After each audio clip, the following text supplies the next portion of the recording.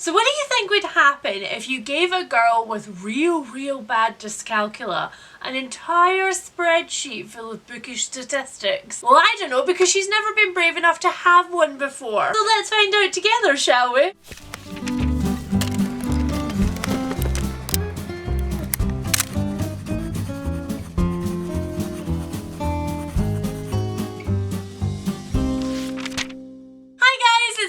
And welcome back to a new video. As the no doubt extremely artistically licensed thumbnail of mine will have hinted to you, this is indeed my bookish statistics for 2023. Although I have always absolutely loved watching other people's bookish stats videos, I have never really made a proper one myself. That's for a couple of reasons, the first of which being until 2023 I had never successfully managed to complete an entire year worth of a spreadsheet of my own, which would actually give me the in-depth statistics that I needed to show you guys. But it's partially also because I genuinely have been super nervous. I do have dyscalculia or dyscalculia, however you want to pronounce it, and I do not do well with numbers. In case you have never heard of dyscalculia or dyscalculia before, it is the exact same phenomenon as dyslexia, but with numbers. The longer I look at numbers, the more they become a blurry, fuzzy field, and mental maths has just never been a thing that has happened.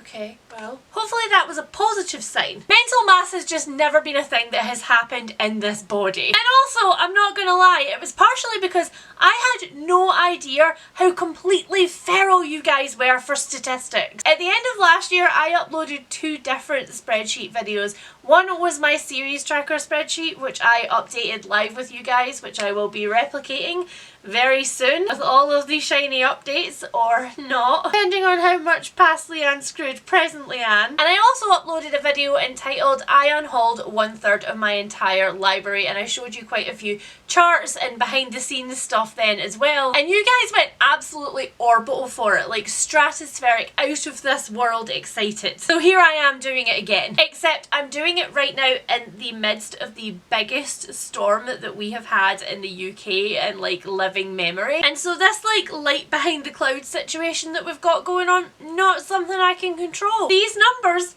potentially also not something I can control, but we're gonna give it a go. But do you know what is something that I can control? My serious light from serious readers. Before we get started with all of the statistics for today's video, I would like to tell you more about the sponsors of today's video, serious readers, because they have been saving my eyesight in this horrible Scottish winter. If you have never heard of serious readers before, they are a small UK company which make top of the range reading lights. High definition reading lights, which are also kind of out of this world. Well, not necessarily out of this world, more like hovering above it on like NASA spaceships and stuff. Because the daylight wavelength technology created by serious readers is the only technology currently on the market which can so closely replicate the actual spectrum of real daylight that your eyeballs literally cannot tell the difference. And believe me when I say I understand the urge as readers to curl up in a candlelit room under blankets and read our favourite new book. I can also tell you that if you continue to do that night upon night, what you are going to do is strain your eyes. Eye strain can lead to everything from needing glasses when you didn't before,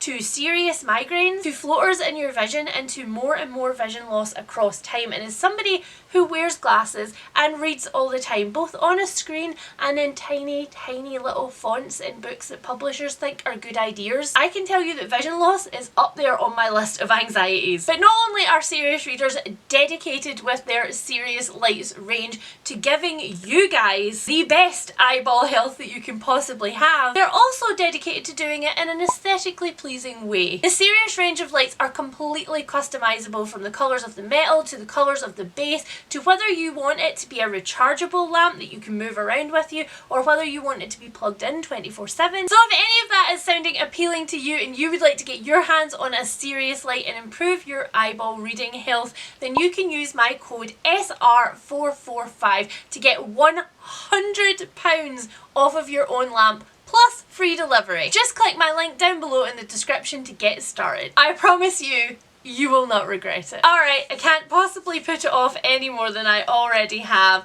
on to the numbers. First off, a really easy number, but a number that I do want to have a chat about. That number is, of course, my books read for 2023, and that was 105 books. Yes, contrary to my previous reporting, I did in fact miss a book off of Goodreads and Storygraph. That book, incidentally, was Interesting Times by Terry Pratchett, which I kind of wish I could have missed just altogether. But don't get me wrong, I am absolutely delighted to tell you guys that I have read and tracked the reading of 105 books in 2023. That is more books than I have ever tracked on any previous year on record. But that does bring me to the little chat that I want to have about this number. You will notice that going forward into 2024, I am going to be changing the language a little bit around about how I talk about the books that I have read and tracked the reading of. 2023 was the first year that I had 3 different ways of tracking my reading. I had my own reading spreadsheet, I had Goodreads, which I have had for years and years and years, and I have had Storygraph all of this year. I've told you guys before that in previous years I have gone back to Goodreads to look for a book that I 100% have read at some point, and I cannot find it. It is not logged there for any reason. Partially, I now know that that's probably just because of me and ADHD. Probably because I got so excited about the book that I picked it up and I read it and I just forgot to ever put it there. But sometimes I also think it's because Goodreads is janky. And I in previous years have really beat myself up for not being able to keep stringent track of all of the books that I read. Every time I went back to Goodreads and I was like, oh, that book isn't there, I then would sit down and have a shame moment of like, why haven't you managed to do this? This is a simple thing. You start a book, you add a book, you track a book, you finish a book. 1, for me and my neurospiciness, it's clearly not a simple thing. And 2, in 2023, more than ever, I decided that it was the year to stop beating myself up about things that really don't matter. So from now on, when I report to you guys my statistics for the year, I am going to say the books that I have read and tracked the reading of. Because for me, it's another case of language matters. How you talk to yourself, even in your own head and not out loud, actually matters. And if saying books that I have tracked the reading of instead of books that I have read in my statistics videos and other places makes me feel better, then I should probably just do that. Alright, so that got a little bit deeper than I intended it to. Let's get back to the actual numbers. Although not gonna lie, I would rather have the deep chats than go through the numbers, but we're gonna do it anyway. I guess I should probably talk about why I think that 2023 was my best reading year so far. First of all, of course, we know I had the bingo board from hell, the OG version, which I started in like March of 2023 because I desperately needed some motivation. I was really struggling to make myself pick up certain kinds of books, and I thought that my bingo board would probably help me with that, and it definitely did. But one square on that bingo board definitely contributed towards that number, and it is this one. It's because there were just so many languishing on my shelves that I hadn't picked up, and I did in 2023, which has slightly skewed my statistics a little bit. But the other huge project that I embarked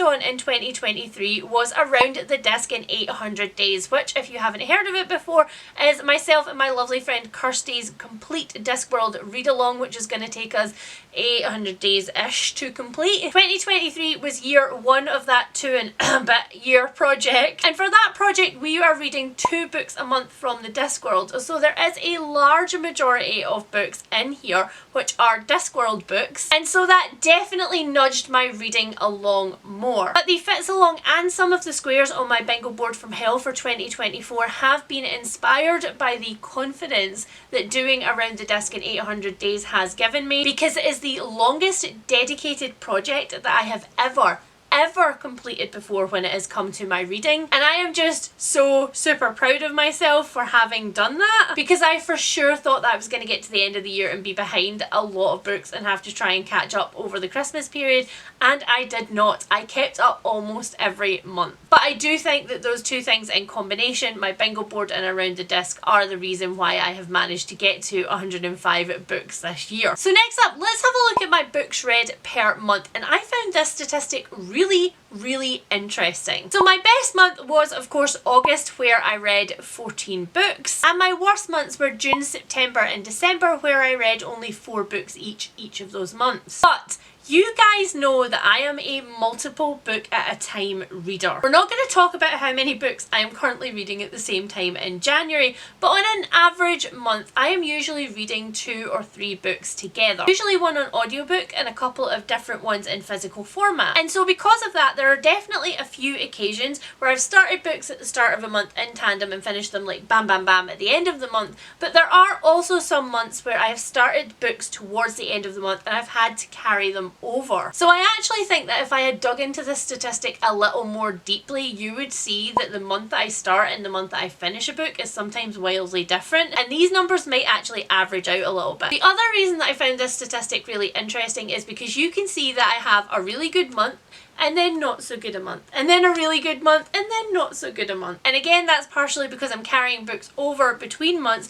but it is also partially, I think, because what happens is I get into such a reading mood that reading is the only thing that I do for the entire month, and then I hit a little bit of burnout at the start of the next month and I want to do other things, like play Stardew Valley or do endless cross stitches, which is a thing that I've apparently hyperfixated on at the moment, who knew? But the other thing that impacts these statistics is my pages read per month. So here are my pages per month, and you can see that according to this, February was my best reading month of the year with 4,318 pages. So what about August, I hear you say, which was technically the month that you read the most books in? Now I'm sure if we break the books down that I read in February versus the books that I read in August, we'll just find that August happens to have longer books. And that makes perfect sense if we once again take into account my graphic novel square, because although some of these months I will have read more books, that is because some of those were made up of those graphic novels which have a smaller page count than, say, things like Iron Gold. Yeah, I read a lot of chunky fantasy in 2023, you'll see that in a second. Actually, let's just look at that now with this lovely graph from the Story Graph. So according to the Story Graph, 5% of my reading was 500 plus, 36% of my reading was under 300 pages, and 59% of my reading was between 300 and 499 pages, which sounds about right because my average page count for a book in 2023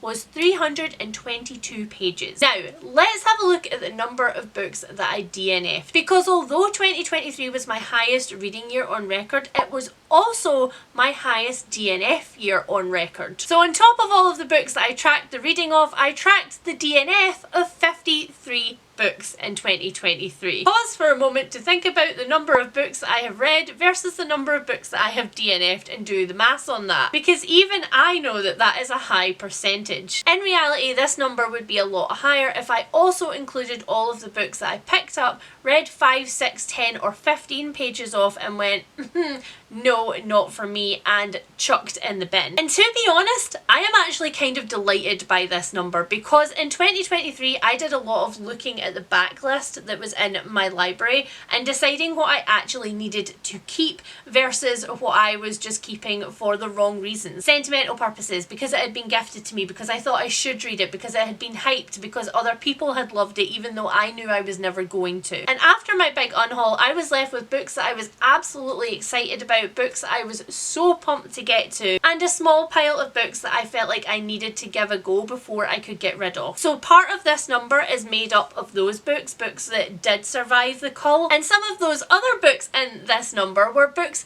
that I bought in 2023. So let's have a little look at my bookish acquisitions in 2023. Now, we all know that I was tracking this very stringently in 2023 because I had this square on my bingo board, a square that started out as read 80% of all of the books that you purchase in 2023, which subsequently became read 75%, and which I absolutely have failed for 2023. So out of all of the numbers that I'm presenting you here today, these are the numbers that have been the most analysed by me over 2023. So in 2023, 171 books came into my house. And looking at the sources for those books, you will see that predominantly those books were purchased by me with my own monies. In 2023, I only accepted 6 books from publishers that actually made it into my library. I'm not counting in this number any unsolicited ARCs which have not stayed in my library, but only books wherein I reached out to the publisher or the publisher reached out to me and was like, do you want this? And I was like,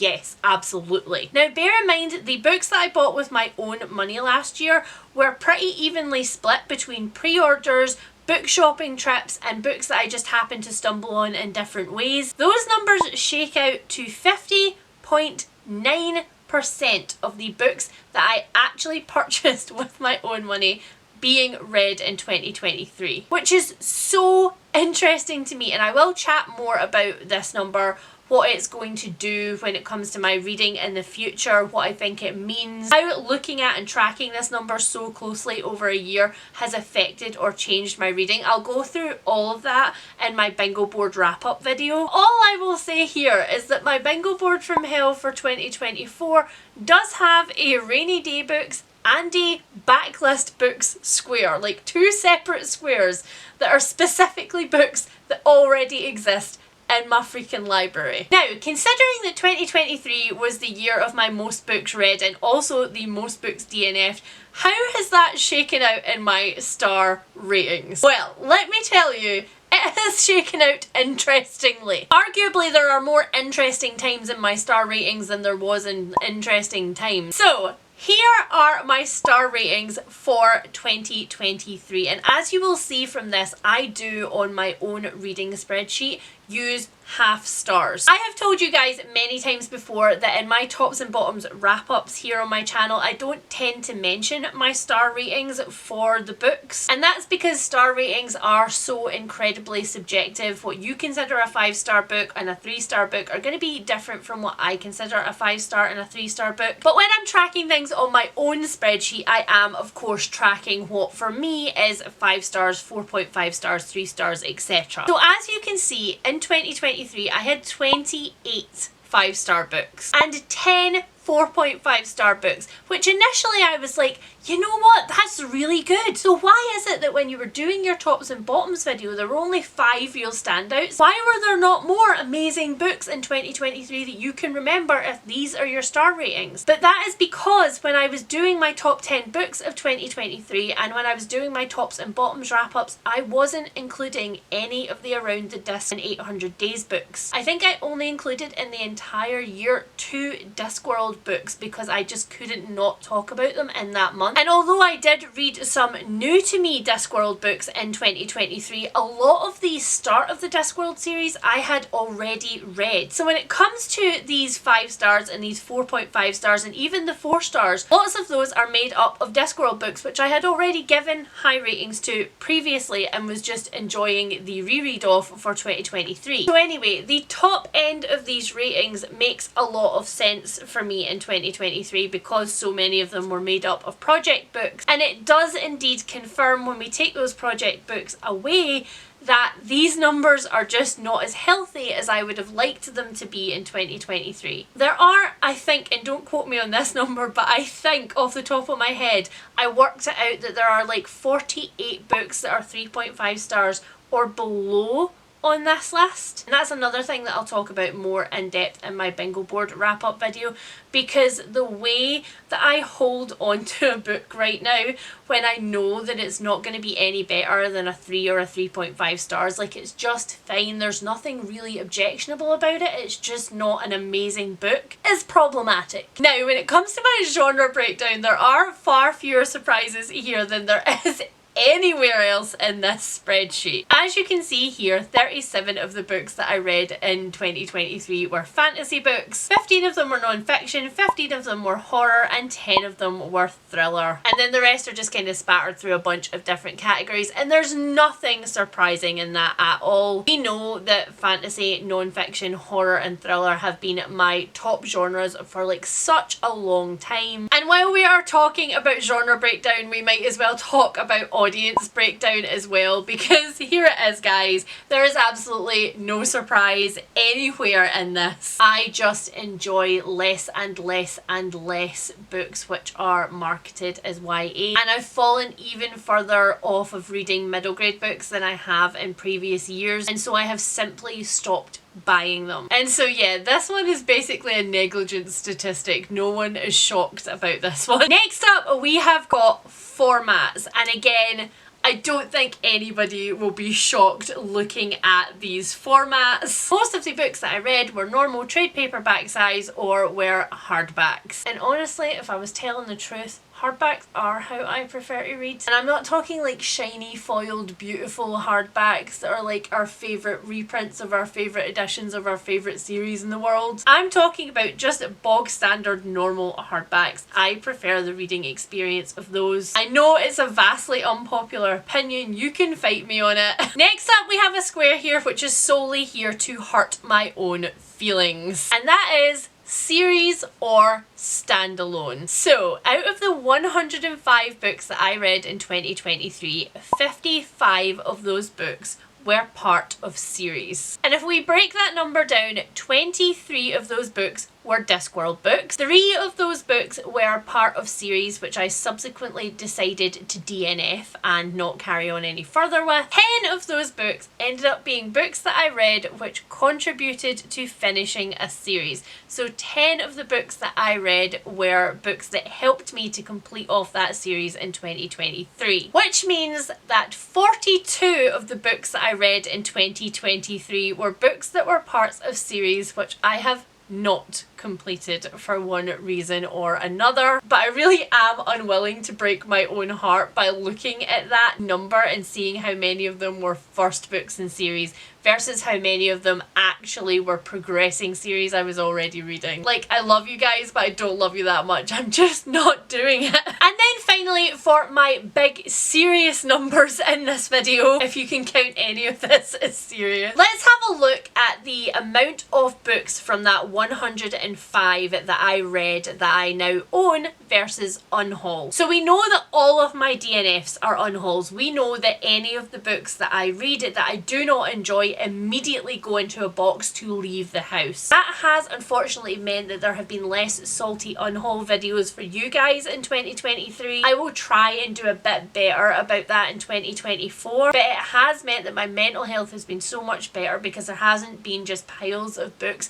sitting against walls and stuff waiting for me to go through them to get rid of them. So there will still be salty unhaul videos coming on my channel, but they probably won't be as big as they used to be because I just don't want to keep those books in my house for long enough to make it like a big significant 40 odd minute video. So yes, we know that all of the DNFs have already left my house, and we know that that number is apt to be higher than the 53 that I actually tracked because some of them just got thrown out in the first couple of pages. Out of the 105 books that I read in 2023, I still own 89 of them, which means that I have unhauled 16 books, 10 of which you can absolutely find in my worst books of 2023 video. So that is it, guys. That is the end of my stats video for 2023. If you noticed any massive glaring errors, I don't mind if you point them out in the comments down below, but I would like it if you would do it gently because I really have tried my best. I have checked again, and in some cases I have got other people to check for me. Honestly, reporting any kind of numbers to you guys, it makes me so incredibly nervous. So if you have got this far through the video, then leave me one of the 3 little monkey emojis. Whichever one you feel in your heart and soul right now. Right now for me, I feel like this monkey emoji, but whichever one most speaks to you, leave that down in the comments for me below. Also, please do let me know if you enjoyed this video. I know that a bunch of you are little stats nerds, so I'm hoping that I did a good enough job for you. And finally, please let me know your favourite statistic about your reading for 2023, whether that's just how many books that you read, whether you want to tell me about your DNFs because you know mama's gonna be proud, or whether you found something particularly amusing in your Storygraph statistics. Whatever it is, leave that down below for me. Don't forget that if you would like to check out Serious Readers and get £100 in free shipping off of one of their Serious Lights from their Serious range, you can use my code here on the screen and my link down below in in the description to do that. Trust me, you will not be disappointed. They are such a lovely bunch of people. If you are new to my channel and you want to see how my statistics evolve in 2024, then please hit that subscribe button. And if you have been around for a long time and you've enjoyed watching me sweat over my numbers, then please hit that like button down below because it really does help my channel. And I will speak to you guys really soon. Bye! I need chocolate now.